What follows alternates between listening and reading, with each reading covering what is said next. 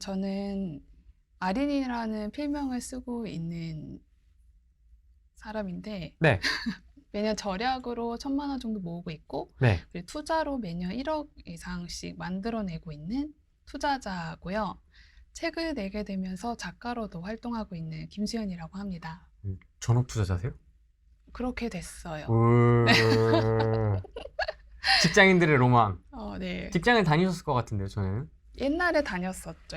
대학교 졸업하고 네, 잠깐 다니고 네, 그때는 이제 출산하면서 회사를 그만둔 언니들을 보면서 네, 좀 안정적인 평생 직장을 다녀야 된다고 생각했었거든요, 그때는. 네. 그래서 공무원 시험을 준비하겠다. 아니면 직장 다니다가 육아휴직 이런 게 자유로운 직업이 아무래도 그렇다 보니까 그래서 이제 1년 반 정도 다니다가 그때 퇴사를 위해서 돈을 모았었어요. 그래서 네. 그 돈을 가지고 이제 공부를 시작하는데 결혼하게 됐죠.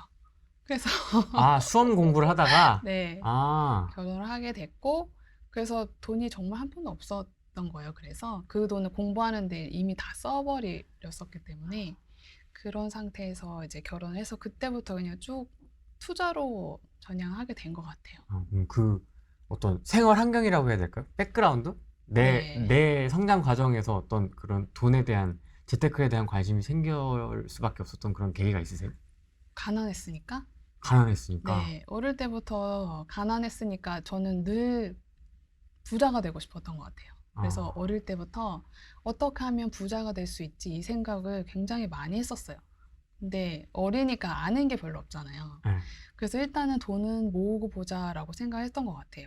그래서 용돈 받은 걸 다 모으고 이제 이런 식으로 제 그 할아버지가 사주신 조그만 핸드백이 있었는데 네. 거기다가 어른들이 오시면 저희도 제사가 많았었어요. 친척분도 오시면 제가 또 첫째니까 용돈을 많이 받았는데 그걸 다 모아놨었는데 지금 아직도 기억나는 게 제 동생이 3살 때인가? 갑자기 애가 숨을 못 쉬는 거예요. 네. 근데 부모님이 놀래가지고 얘를 들쳐 안고 응급실에 가는데 제 그 핸드백을 가져가셨더라고요. 왜요? 거기 돈이 있는 건 알고 계셨는데 터치는 안 하셨어요. 그래서 모으는 건데 급하니까 돈이 이제 거기 있는 거 아니까 일단 그거를 가지고 가신 거예요. 어, 그래서 그거 동생 병원비로 쓰고 그 백이 비싼 걸 수도 있지 않습니까? 백은 그냥 샤넬. 어린이백 어, 시장 같은 데서 팔던 그런 조그만 백이어서 어, 그래서 저는 이제 동생 입원을 했었기 때문에 네. 그 외가댁에 있었거든요. 갔다 오니까 이제 제 가방에 텅 비어 있는 아, 거예요. 진짜 썼구나, 그거를. 네, 그 어, 동생이 3살이면 제가 이제 7살 유치원 다닐 때인데 그게 아직도 기억에 나는 거 보면은 꽤 인상 깊었나 봐요. 근데 이제 어머니가 이제 동생 병원비에 급하게 썼다라고 얘기를 듣고 그렇구나 하고 이제 넘어갔던. 근데 이제 돈을 모아두면 어쨌든 급할 때 잘 쓸 수 있잖아요. 그래서 그때 알았던 것 같고 그렇게 계속 돈 모으는 습관은 계속 있었던 것 같아요. 아, 그 한 사건 말고도 계속 꾸준히 그런 어떤 상황들이 계속 있었나 보죠? 네, 그래서 돈을 항상 모으고 그리고 저는 돈 관리를 하는 거를 잘하는 걸 엄마가 아셨는지 그래도 용돈을 주셨었어요. 응. 그래서 그것도 항상 모으고 또 그거를 어떻게 하면 모을까 이 고민을 계속 하게 됐었던 것 같아요. 아, 성년 전에도. 네네. 오. 그렇게 자랐어요. 그래서 뭐 지금은 주 업무는 아이를 키우는 거죠. 주부로 생활하다가 애가 잠들면 이제 그때 투자 공부하고 네, 요즘 미장이 밤에 열리니까 또 투자도 하고 어, 이렇게 지내고 있고 어. 그리고 뭐 철학 재테크 모임 어느새 4년 됐더라고요 운영한 지. 그러니까 저 같은 이제 엄마들 모여서 같이 공부하는 제가 공부하는 거 많이 알려주기도 하고 물어보면은 답변도 해주고 이런 모임 운영하고 있고요. 어. 이게 그래서 6년 만에 이게 가능했던 거군요. 순자산 10억을 넘었다고 네, 제가 들었습니다. 네. 6년이면은 뭐 한 2016년, 17년부터 해서. 15년 봄부터 시작했어요. 정확히 음, 말하면. 제가 음, 14년 10월에 결혼했거든요. 그러니까 네, 9월 말에 네, 결혼해서 원룸에 돈이 정말 없으니까 남편도 직장 다닌 지 얼마 안 돼서 돈이 없고 남편 집안도 저랑 비슷하게 도움 받을 수 있는 형편이 아니었어요. 네. 그래서 그냥 원래는 그냥 그 신용대출 나오는 거 정말 돈이 없으니까 신용대출로 보증금 넣을 수 있는 데를 찾다 보니까 저 인천 끝까지 갔었거든요. 근데 너무 멀어서 서울로 직장 다니기 힘들 것 같아서 이럴 거면 어차피 가전 살 돈도 없으니까 인천 끝까지 가도 그 6천만 원 가지고는 구할 수 있는 집이 별로 없더라고요. 근데 집을 구하면 냉장고 이런 게 필요하잖아요. 그거 살 돈이 없는 거예요. 그래서 그냥 그러면은 세팅 다 있는 원룸을 서울에서 가까운 데로 알아보자. 그래서 이제 가산동에 원룸촌 있잖아요. 거기에 가서 갔는데 거기도 진짜 방 한 칸짜리가 전세 7천만 원이라는 거예요. 그래서 저 6천만 원밖에 없다 하고 얘기하니까 이제 중개인이 집주인한테 얘기해서 5만 원으로 6천만 원에 5만 원씩 받는 거 하시라고 설득해줘서 들어가게 됐죠. 그럼 종잣돈 있는 게 다 일단 전셋집으로 들어가고. 종잣돈이 아니죠. 6천만 원이 다 대출이었어요. 아, 대출로 들어가고. 네. 그러면 이제 제로 아닙니까? 그쵸. 거기다가 제가 학자금 대출 1,000만 원 있었거든요. 아, 1,000만 원.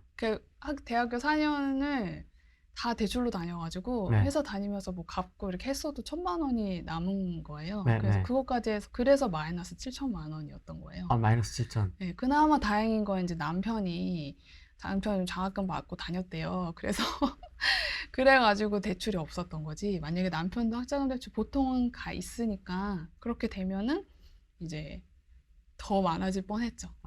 근데 그 상황에서 어떻게 시작을 하신 거예요, 그럼? 투자를? 부동산부터 일단 하신 거잖아요. 네. 그러니까 일단은 들어는 갔는데 너무 좁은 거예요. 침대 하나 놓으면은 꽉 차니까. 네. 결혼을 했으니까 당연히 아이 생각을 하잖아요. 근데 아기를 키울 수 있는 공간이 전혀 안 나오는 거예요. 그래서 여기는 안 되겠다 싶어가지고 이제 근처 이제 거기 이제 하안주공이 가깝잖아요. 네. 거기 이제 15평짜리 그 알아봤는데 저기를 전세를 타깃을 잡았어요. 그때가 이제 한 3천만 원을 모으면 그때 전세가 9천만 원 정도 하더라고요. 그러면은 이사 갈 수 있을 것 같아서 그래서 이제 그거를 목표를 잡고 돈 모으기를 이제 플랜을 짠 거예요. 여기 2년 사는 동안 1년에 1,500씩 모아서 이 보증금 6천이랑 9천을 만들어서 저기 이사 가자.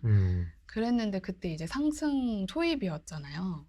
그러니까 자고 일어났는데 500만 원 올라있고 또 자고 일어났는데 500만 원 올라있고 1억이 된 거예요. 그땐 그랬죠. 네. 그래서 그러면 1억이면 저는 못 가는 집이 됐거든요. 네.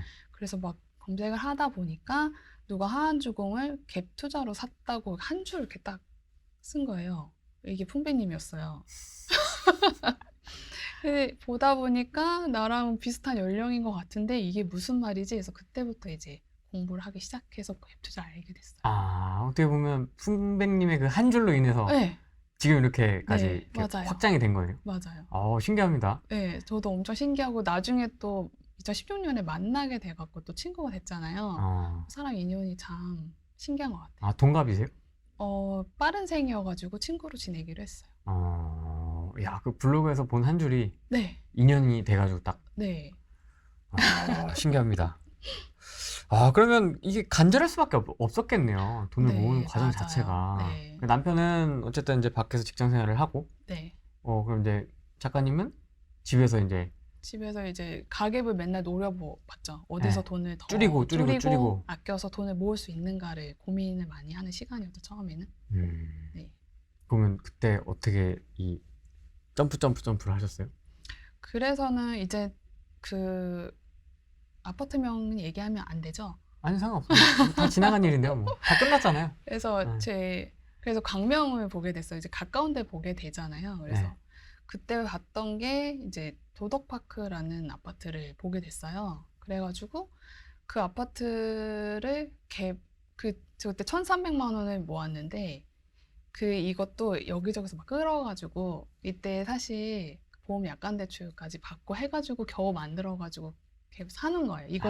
이게 내 집 마련이었던 거예요. 그러니까 지금 당장은 못 들어가지만 사놨다가 그쵸. 나중에 또 이렇게 들어가자 해서 사고 났더니 한번 해보고 계속 공부를 하면서 지금 이걸 기다릴 게 아니라 당장 들어갈 수도 있겠는데? 라는 생각이 들어서 이제 그때부터 이제 부천에 알아봐서 부천에 입주하고 그다음부터 한 2-3달 간격으로 집을 사러 다녔던 것 같아요.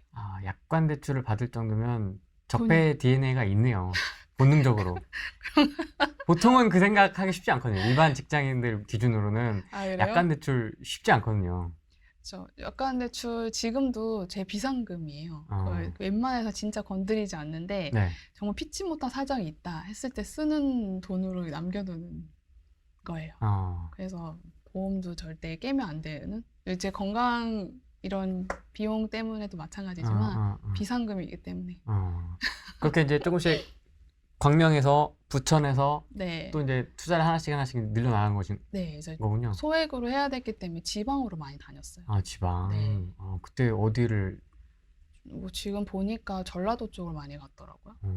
네. 그래서 전주. 1,000만 원으로 해야 되니까 뭐 광양. 거기 이제 간 김에 이제 거기 여순광이 한 돌고? 권역이잖아요. 싹 돌고 오고 그런 식으로 그리고 전북, 전남 이렇게 싹 돌아보고 그랬던 것 같아요. 이걸 왜 제가 여쭤보냐면 지나간 얘기를 지금 왜 하고 있냐 이렇게 궁금해하실 수도 있는데 그때 당시에 제가 했던 행동이 있고 네. 그때 당시에 다른 사람들은 다른 데를 갔었거든요. 그러면 작가님도 어쨌든 지금까지의 이 소개의 성과를 거뒀기 때문에 그럼 그 당시에 작가님은 어떤 행동을 했을까를 보는 게 네. 이게 사람들한테 되게 도움이 될 수 있거든요. 그렇죠, 아니 나만 그렇죠. 관심 있나 이거? 이거 되게 중요한 내용인데? 되게 중요한 내용이거든요. 이게. 저도 궁금해요. 남들은 어떻게 돈 버는지가 가장 궁금하거든요. 똑같은 상승장인데도 누구는 수도권 안에서만 이렇게 돌면서 하고 맞아요. 누구는 공시가격 1억 이하를 돌면서 다녔었고 맞아요. 누구는 경매를 보러 다녔었고 작가님은 이제 전라도 쪽을 네, 이제 금액에 맞추다 보니까 그쪽을 봤던 것 같아요. 그런 식으로 해서 이렇게 쫙쫙쫙쫙 키워왔다. 네. 그런데 이제 갑자기 이제 이전 책도 제가 나온 것도 봤고요. 네. 뭐 다 보지는 못했습니다만은 이제 주식 쪽으로 좀 관심을 갖게 되신 어떤 네. 계기가 있으세요? 뭐 어떤 문재인의 폭압에 못 견디고 뭐 그 정도까지는 못 아닌데. 살겠다 뭐 이런 거. 아니 규제가 많이 나오면서 이제 세금을 많이 건드렸잖아요. 네. 그러면은 팔고 나면 남는 게 없는 거예요. 네.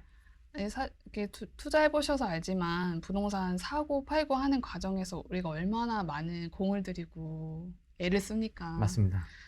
그 고생은 제가 다 하는데 정부에서 세금 가져가, 은행에서 이자 가져가, 다 앉아서 돈 벌고 저는 얼마 못 가져가잖아요. 거의 뭐 반 이상을 가져가니까요. 너무 억울한 거예요. 그래서 이건 이제 그동안 투자해놓은 책에서 나중에는 9채까지 됐었거든요.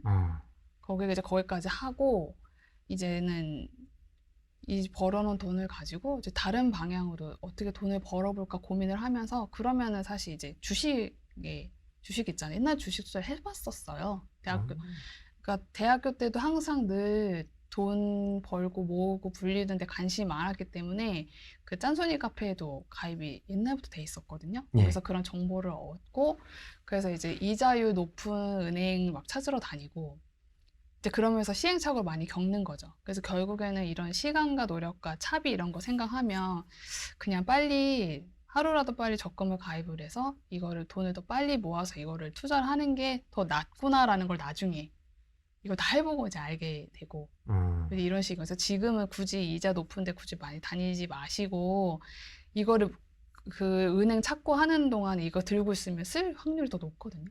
그리고 꼭 돈 쓸 일이 생겨요. 뭐 어머니 집에 세탁기가 고장난다던가 뭐 이런 돈 들어갈 일이 생기기 때문에 그러기 전에 이걸 빨리 그냥 묶어두고 하루라도 모으는 시간을 더 앞당기라고 많이 말을 하는 게 그런 거 제가 다 해봤거든요.